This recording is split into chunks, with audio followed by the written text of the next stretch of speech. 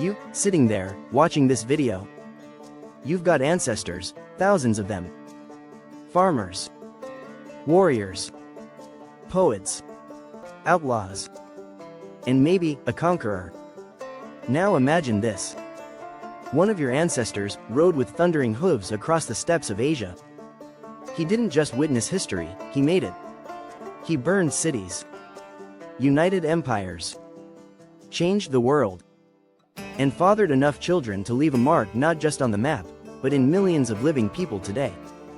Could you be one of them? Could Genghis Khan be your ancestor? Let's find out. Before he was Genghis Khan, he was Temujin, a boy born into hardship around the year 1162. His father was poisoned by enemies. His family left to starve. He grew up hunted, betrayed, and hardened by survival. But Temujin was more than just a survivor. He had vision.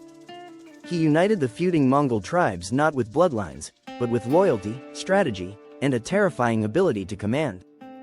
In 1206, he took the name Genghis Khan, the universal ruler. And he wasn't content with Mongolia. He launched the most successful military campaign in human history. By the time of his death, Genghis Khan's empire stretched from the Sea of Japan to the Caspian Sea.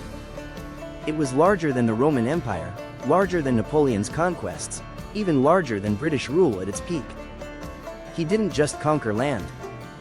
He controlled the Silk Road, reshaped trade, crushed ancient kingdoms, and left a legacy that echoed for centuries. But here's where it gets interesting. His military dominance wasn't the only thing that spread. In 2003, a team of geneticists led by Dr. Chris Tyler Smith at the University of Leicester discovered something shocking. They found a distinct Y chromosome shared by about 8% of men in 16 regions across Asia. That's around 16 million men today. The most plausible explanation? A single male ancestor who lived around 1,000 years ago, originating from Mongolia. That timing, location, and massive legacy? All arrows point to one man, Genghis Khan. So, how does this work? The Y chromosome is passed down almost unchanged from father to son. If Genghis had many sons, and their sons had many sons, that Y DNA could multiply dramatically across generations. Historical records suggest Genghis had hundreds of children through wives and concubines. His direct descendants, especially his son Tului, ruled vast areas like China and Persia.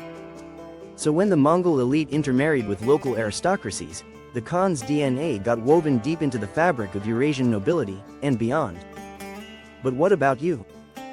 If you're a man, and your Y DNA matches the Genghis Khan haplotype, a specific version of a genetic marker known as C3 star cluster asterisk, that's a strong sign. But even if you're a woman, or don't carry the Y chromosome, you could still be descended from Genghis through his daughters, or the daughters of his sons. That lineage is just harder to track genetically.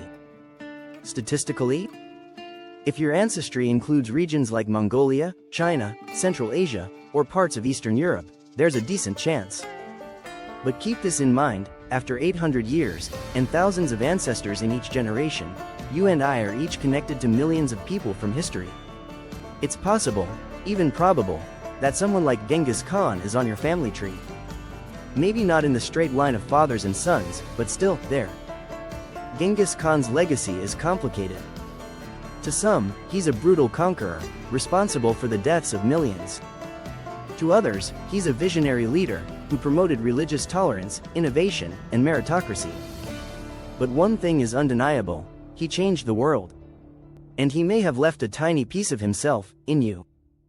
We often think of history as something outside ourselves, stories in books, dates on timelines.